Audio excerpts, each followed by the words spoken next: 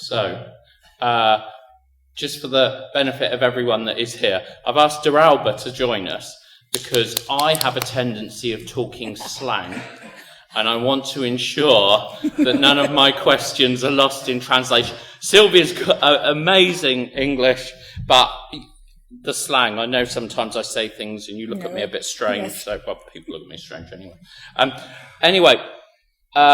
Absolutely thrilled that you've come to join us. My pleasure. It's been taking a little while to sort of get all the pieces together for this to happen, but yeah, who ever thought that probably about 30 years ago when I first saw the film, I'd be interviewing you on stage in Romford, of all places. So, for your benefit, the purpose of this interview isn't just to find out about the house by the cemetery. You guys can ask those questions at the end.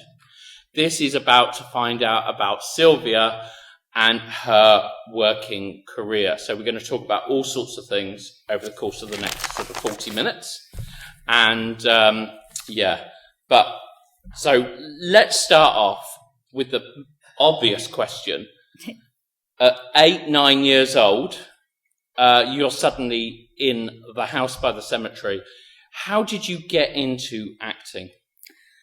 Well, I started at 6:30, so definitely very, very child, but it was very small.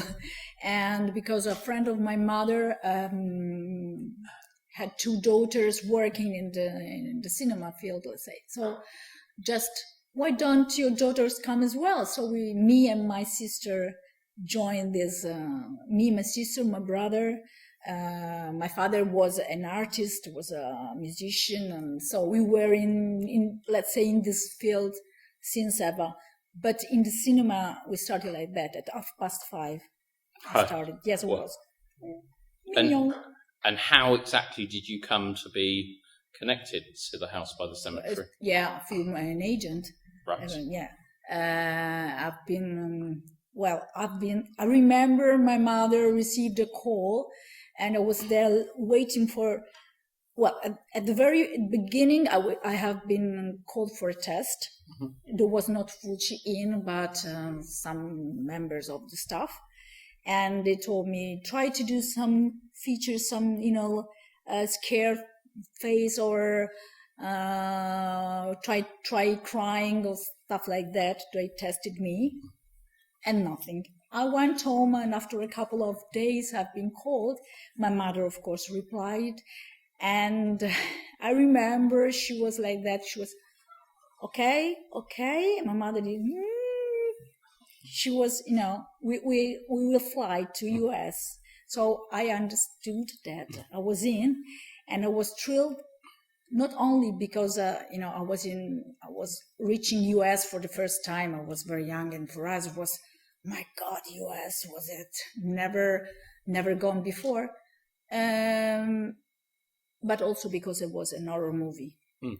And so I was very happy and the enthusiasm everywhere for all of these reasons. So we'll backtrack a little tiny bit, because first of all, there was the great Alligator, wasn't there? Yes. So let's talk about that a little tiny bit. It was 1979, mm-hmm. and the same test they called me, and I was quite requested at the time. There were not a lot of children acting in this field, let's say. So I was on big demand, let's say.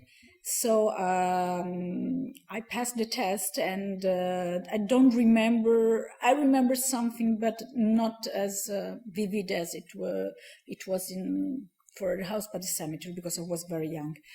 And so it has been the very first big experience, and in Sri Lanka, in Sri Lanka, 1979, and a very big experience, not only from the professional point of view, but also because it was a wild place, and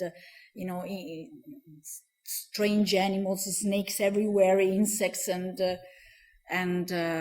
lots of important actors. But I can tell you, since I was also, if I was a child, I was very involved in it, and I remember everything as it was yesterday. I can tell you everything. Perhaps I'm like, more than everyone, because children live differently. We have another way of approaching stuff, sure. And we get very excited of everything, and I'm excited now and feeling touchy. Really, I can start crying if I turn back in memories. Yes. So, I know this might sound silly, but because you were quite young, were you aware of the importance of the stars of the film? Which one? So Barbara and Claudia. Well, I knew they were very famous, and Barbara Bach was very good looking, and Claudio Cassinelli very charming. Even if I was 7 years old, I knew they were very important. There were also Mel Ferrer. There was Mel Ferrer with us, and they were very, very kind to me. It was like a mascot. Yeah. I was the only child on the set, and very kind, very. They treat me so nicely, and especially Mel Ferrer. Mel Ferrer used to speak Italian, and I had a little puppet, let's say, a skull with me, because for me puppets were skulls and skeletons. And so we used to feed by joke during the lunch, and right. he was with me. He was as child as me, but everyone was very good to me and very nice to me, and even Sergio Martini, very nice. And while we're on that subject, what was it like to work with Sergio Martini? I remember, as far as I remember, of course, he was a very gentle to me, a gentleman to everyone, and very, very good looking. I can tell you, even if I was 7, I realize it, and very professional and very. I remember that if I said wrong lines, it was not rude at all. Of course, it shouldn't. But I just remember, no, that's not correct, and I repeated it, and I had no problem. But I remember that if I say something I shouldn't, I was so, oh my God, I shouldn't have. I was so sad. I didn't act well, but it was just me, because it was very kind. And I want to just tell you that I was very fond of, and I am, of Beatles, the band. And I used to ask everyone, do you like Beatles? Do you like Beatles? Do you like Beatles? I forgot asking to Barbara Bach, who became Ringo Starr's wife. That's strange, isn't it? That's I regret didn't, but So sorry. Move on a little tiny bit, and you've come into the translation that we would have of this film. I'm not going to attempt to pronounce the Italian version. Is Alice in Papercraft Country. Now, I can't find anything about this film on the internet. Tell us something about it. I forgot I had the brochure at home. Anyway, Alice nel Paese delle Cartaviglie. It's Alice in Paperland, country. It's a movie, it's a documentary, I would say more, about the recycling of the paper. Okay. Which has been shot in the north of Italy, and it was definitely very difficult to interpret it, because it was I was young, and I had to talk in a poetronic way. Poetronic is a poetry and electronic together. Is a language, a strange language, poetronic. And I didn't understand quite anything about what I used to say, because it was very difficult. But it's very difficult to find. So at 9, or around 9, you've had these 2 projects. So you've had The Great Alligator and you've had Alice in Paperland. Yeah, let's say. Regardless of how big or small the role, there's been a lot of responsibility. Did you feel the pressure as an 8 or 9-year-old, like the overwhelming responsibility of the roles that you've been cast in? Well, at the time I wasn't. My mother left me free to choose whatever I wanted, any pressure, anything like that. And it was me that wanted to be part of this movie. Otherwise, I say, no, mommy, I don't want to. I rejected lots of possibilities, and even with important actors, because I didn't want to. I wanted to feel free to choose. So at the moment, I only realized that it was important because it was abroad. It was in the US, for instance, House by the Cemetery. But not. At the time, I only realized that Fucci was a great director, just that. Okay. So, that leads And I was right. Yeah. That leads us on to The House by the Cemetery. And we've kind of covered how that happened. And obviously you've got this opportunity to work on this film. And what were you exposed to the horrors of the film, so to speak? Because, we have in this country, there's always a lot of pressure to people talking about what children are exposed to. Did you get to literally see everything that happened, or were you sheltered from any aspect of it? For me, it has been a pleasure to be part of that movie because I was a great fan of horror since young. With my family, we were very fond of horror movies. So it was a dream coming true, something real, becoming real, but at the same time surreal, because you see this stuff, these things when you are looking at, you're watching television, you see horror movies, and you are in, you say, oh my God, it's true, it's happening now, I'm in, I'm on the other side. And I was excited and I couldn't believe it. I was exposed to everything, but it didn't affect me at all. No. I was happy instead. I saw blood, fake flesh, of course, and something. And the more I saw, the better it was, definitely. And of course, we mentioned this yesterday, but let's mention it again. You technically had 2 roles, didn't you, in the film? Yes. Okay. The main one was Mae, as everyone knows, and I had a second, let's say, minor role, but important, because I was also the left hand of Freudstein. If you see when he kills, it's my hand, it's this one. So I killed Dagmar Lassander, and in the living room I killed Anya Pieroni, and I was honored to kill her because I didn't get on well with her. She was, I didn't like her. So a pleasure. I would do this twice. And we had to repeat the scene. I was telling him because she was not capable to act. She was not capable to be afraid and frightened by a monster she had in front of her. When you have a monster in front of you, you should be shocked. She was not at all. So I had a knife, and somebody was embracing me and carrying me because I was short and I was on. In the shoulders of somebody else, who was carrying me, and so she was like that in the basement, and I cut her throat, and she didn't scream. So I was telling her, she's stupid.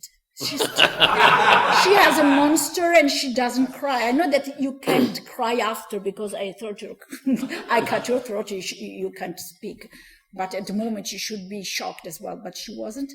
And we had to repeat all the scenes 2 or 3 times. And I say, oh my God, I'm losing my time, as a professional killer. So I killed also Dagmar Lassander, but I don't know why. At the time, we didn't care. My mother was not afraid of the consequences of all this, and me neither. So it wasn't so natural. Now thinking of what I experienced, it sounds a little bit strange because now your children's shoes, and at the time I saw everything and experienced everything, and I'm so glad I did. Excellent. And then the wonderful charm about The House by the Cemetery is every generation discovers the film. And I was speaking to somebody the other day, and they were telling me with such enthusiasm, 18 years old, that they'd seen The House by the Cemetery and it had literally rocked their world. Why do you think The House by the Cemetery has such an immortal charm? Because I think it's a different kind of movie compared to the other horror movies, because it's a lot of poetry inside, and the colors of the film, the pastel colors like autumn, the little, it seems to be a little ruined, and the film, it's charming. It's charming because it's different. It's not only gore. It's definitely something that attracts people, and it will forever, because it has a lot of, I don't know how to explain it, but it's very gothic, I think, as well. And it's not only blood. I feel like being that ghost girl. Even now, I could never be. I have something of May with me now, and I think that it will always be remembered as one of the most poetic movie. Yes. Yeah. Did you think when you shot it that 40 odd years later you'd still be going places and talking about it? No, I didn't. I couldn't say that.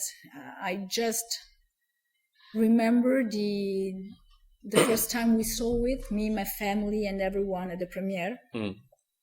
And I understood the power of this movie. Yes, I understood how much was affecting people and attracting people. But I realized it during the years. Perhaps in 2010, I've been contacted by people and through Facebook. I realized from that moment on. So, we've got, I know that you are fiercely proud of the film. You talk about it so much, with so much passion on Facebook, and even when we have a conversation about it. Do you, there's this, as an actress in an industry, do you think there was ever any negative consequences for you as an actress as a result of being cast in the film? No, I'm definitely grateful to this movie. I couldn't be here otherwise. And we have to think that with just one movie, people recognize me. Just for that movie. I know, yes, House by the Cemetery, there is Murder Rock, there is The Great Alligator, but let's think how much powerful is this movie to have. And it will always be like that. And I'm very proud I was part of it. And no, it didn't affect me a lot, neither for the career. I would have liked to keep on with the horror movies. I didn't for other reasons, but yes, I say thanks to Pucci to be part of that movie. And I say forever. So then you moved on to a role in a TV show called George Sand. Tell us a little bit about that. But I was younger. I was 6 or 5. No, 6. I was 6 with Giorgio Albertazzi, yes. a great director, theater. It was something, he did lots of operas, and another great actress. And I did lots of things, and advertisements, TV advertisements, and I worked with Marcello Mastroianni as well. And George Sand was another thing. Was I don't know how to say that. It was an opera, let's say, is representing something belonging to George Sand, and it was a short role. But I want to look at that Sylvia, she was 6. It was so teeny, it was so cute. And it makes me smile when I see myself in the past. So talking of brief roles, Murder Rock. Go on, tell us a bit about that. Yeah, Murder Rock was in 1984, and I know that Fulci was loved the job I did in House by the Cemetery. So I've been called. I didn't do any test, and they wanted me in, and it was a cameo, a short role. I was a girl on a wheelchair and a witness of the murder of a character there. And I remember Fulci gave me carte blanche, and they told me, you can do whatever you want to say, and just some lines and some directions, and say. And I had to be a nasty, a mean girl, of course, with problems. So definitely mean for that. And so I enjoy myself looking at pictures and say, oh, this is a fly, and I scratched him after I captured it. So there are some animals, and I say something very macabre. But I'm happy he left me free to do and say whatever I wanted. And you did, over the years, did you manage to stay in touch with Fulci? No, I didn't, because I decided to leave this field. I said I didn't want to be an actress anymore since 13 years, because I remember the last things I had to do was Ochicyorny, a movie of the Russian director Nikita Mikhalkov, with Mastroianni and Silvana Mangano, two great actors. But there's been a misunderstanding with a contract. I don't know why I decided not to do that. My mother didn't want to, and didn't want to jeopardize myself, because it was something not very clear. From that moment on, I decided to leave this career, and I felt like being, I was a strange girl, red hair, ready, and people stopped me. Oh, you are a witch. You are an actress. I didn't want to feel like that anymore. I want to feel like the other teenagers, and that caused me lots of problem when I was young. So I felt ashamed of everything concerning this career, and it caused me some problems. I decided to leave. Now I regret, definitely repent, but at the time it was like that. So I didn't have any contact with Fulci anymore. So then what happened in your life after? So presumably through education, and then? And then I decided to study. I decided to keep on studying, and now I work for a company, let's say, dealing with patents and trademarks, nothing to do with this, let's say, in this field, horror field or acting. So, but I miss it. I miss this career. I miss it a lot. Either as an actress, either as I would like to be involved in organizing stuff like that, because I never did touch my personality from being an actress. I am an actress. I am a novel actress. I feel like that. I can't be otherwise, because I'm a huge horror fan as well. And I still repent, but I'm trying to start again somehow. Well, you're definitely starting again, because only 2 days ago you were acting in sunny Romford in The Witches of the Sands, weren't you? Witches in the Sand, yes. Me and Giovanni, we had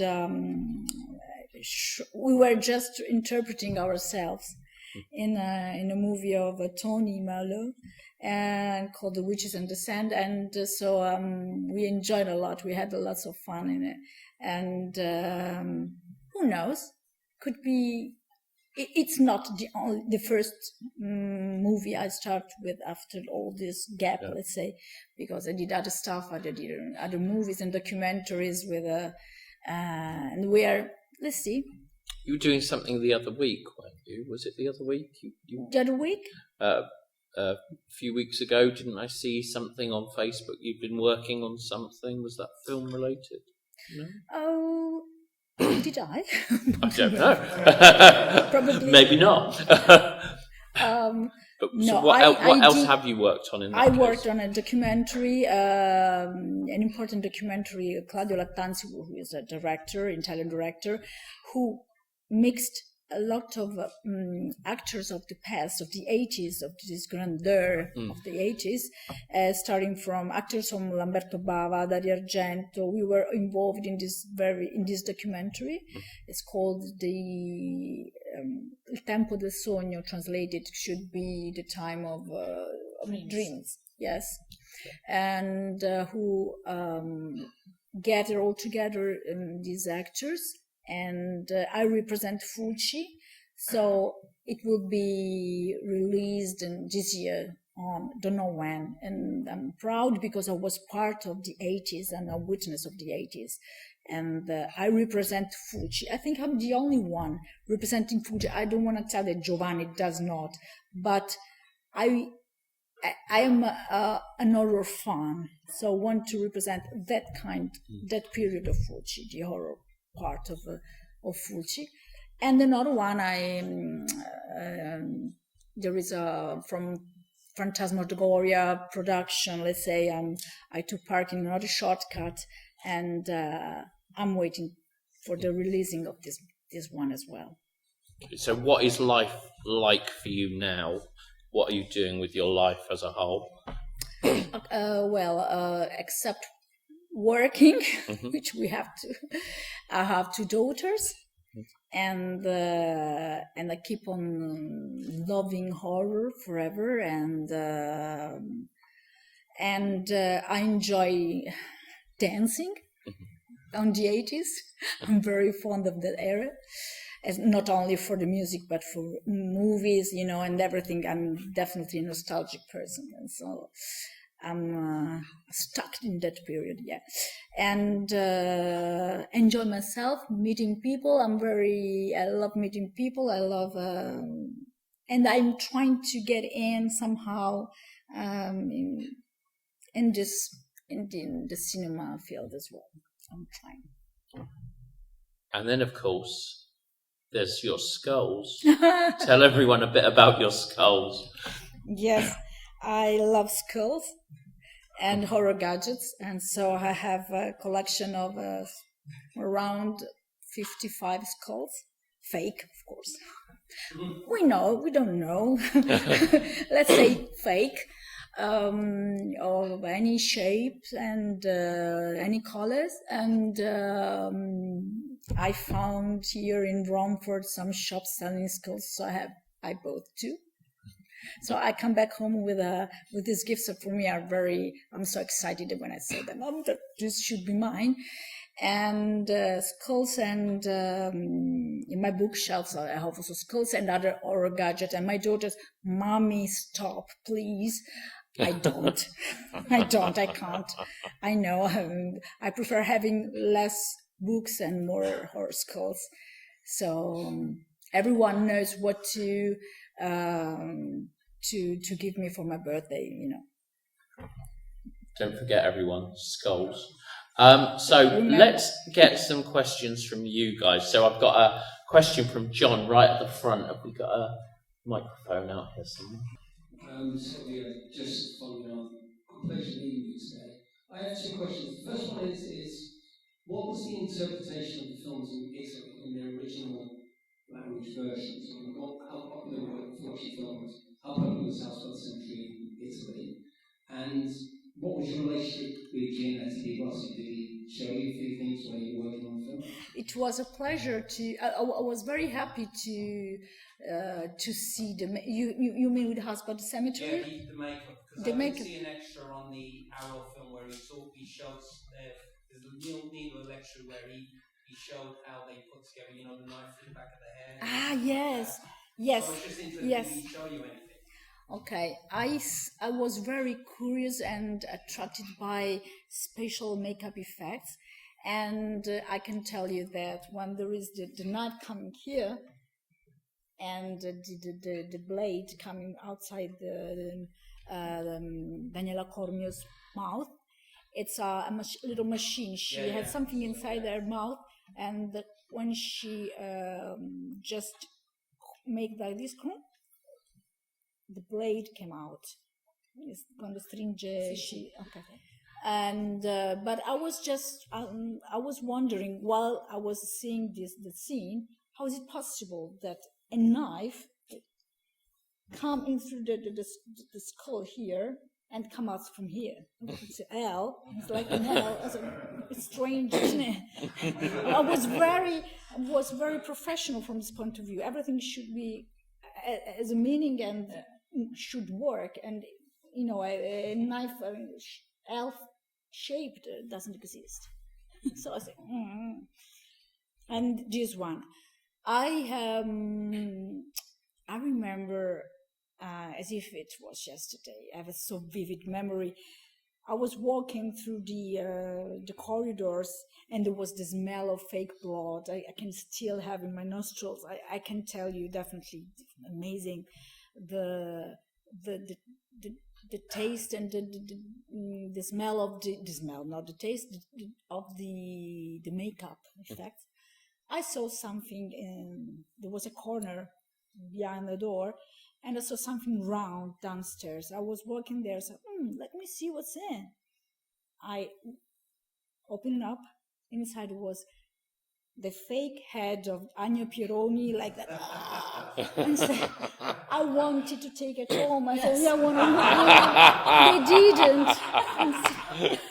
I wanted to take it. It was beautiful, like Medusa, like because she it was the fake head, of course. Better, frozen, yeah, in bad expression. But they didn't give me anything. I wanted my left hand. They did it. It's a peach. I've got a question at the front here, and then over to Steve there as well. What bit of advice would you give to your younger self? Feel free to be what you are, even though these hair were very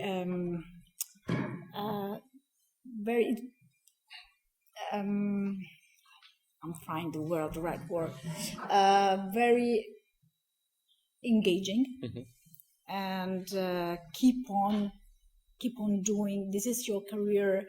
Don't leave it.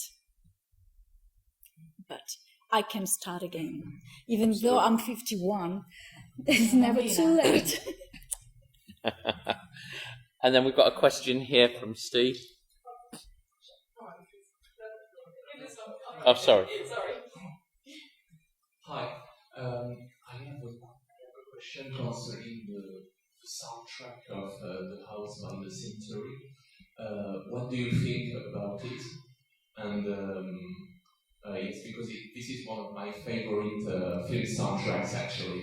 Fabio Frizzi is the musician who did all the music inside the movie, and I think it's definitely very charming.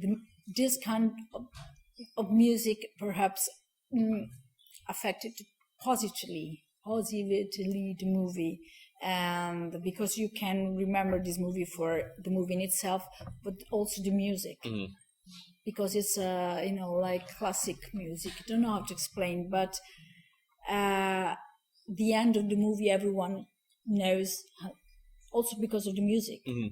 You have inside your head forever. Thanks, Sylvia. It's really glad to hear from you. Me too. I'm going to ask a very interesting question, hopefully. If they were to make, and I think you've talked about this before, a prequel to House by the Cemetery, about the beginning of the film, which would you like to still be part of that, or which director would be good to actually maybe do that? Solo l'inizio. Sì, volevo sapere se interessassi fare la prequel, cioè la storia che Yeah. antecedeva, Yes. il film. I am interested. I was thinking about why not doing something, a prequel, of the movie. Let's see how the Freudstein's family lived at the time, and how Jacobus Freudstein became mad. And so how was my life? It could be interesting in doing a prequel and not a sequel, because according to me a sequel would I don't want to, for me the movie stops there. No, because Fulci, that was the Fulci's ideas. Perhaps before, yes. After, no. Finch like that don't want to ruin the final of the movie, but it could be interesting according to me, even though perhaps somebody could tell that it could ruin the movie as well. But I was thinking, why not? I think that everyone should be interested in knowing the life before, how Jacobs, why he decided to be such a monster, what pushed him to be so mad, to massacre his family and everybody. And who knows? Cool. Any other questions out there? One quick funny question. Did you have any nightmares after shooting The House by the Cemetery?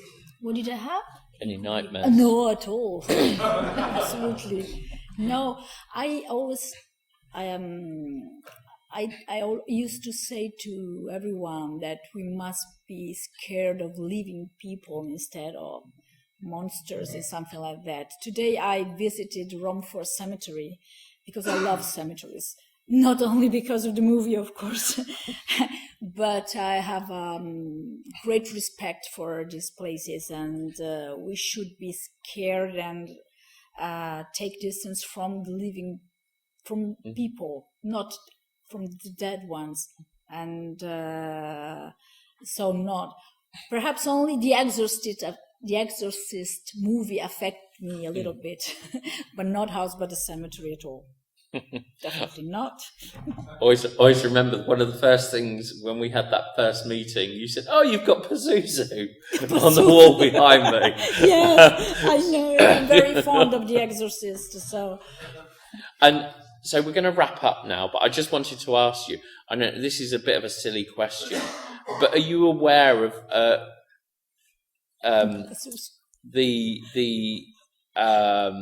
the line? And this always fascinates me because it always laughs whenever it plays at the Prince Charles in London. Always laughs. People always quote you. They repeat your lines. Oh, really? They repeat Bob's lines, but for completely different reasons. But are you aware of the bad translation over the baker and the doctor?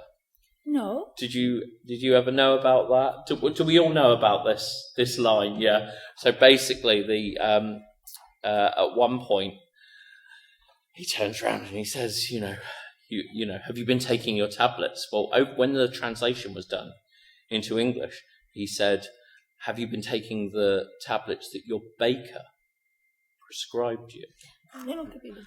Invece quando chiedono hai preso le medicine che ti avevano prescritto, l'hanno tradotto dicendo hai preso le medicine Are che you ti saying The avevano... Exorcist? No. House by the Cemetery. È una una linea di dialogo del Ok. film, e praticamente l'hanno tradotto tablet. invece di prendere le pasticche I che ti ha didn't dato il know dottore, hanno detto le pasticche che ti ha dato il fornaio. In inglese. You really need to Didn't watch know it in that. English. It makes it really a lot of fun. I mean, They didn't change it. forget Bob's voice. They didn't change it. No, it's still there. Oh my Sat God. there, it's excellent. That's even worse than Bob's voice. Absolutely. Didn't know that. Anyway, well, listen, thank you very much. You've been great. So in around an hour, Sylvia is going to give our filmmakers awards with Giovanni. And then straight after that, you're going to be doing some signing outside Of course. for people who'd like an autograph. Gentlemen, just saw two hands go up there. Thank you very much. Thank you very much for coming, Romford. Thank you very much I'm for... very happy to be here with you, but I just want to tell you before ending an anecdote of the house by the cemetery. Everyone knows the house, the front of the house, not the inner part of the house, because it's been shot in Italy. I went in the house. I entered the house when I had to shoot the scene, and I'm touching the windscreen. And when I entered the house, I saw everyone think, oh, it's a horror house, it's a very mysterious one. And there was a giant poster of Larry Hagman say, hello. I said, oh my God. A giant net. So Excellent. nothing Brilliant. to do with the environment, but. Let's all give a fantastic round of applause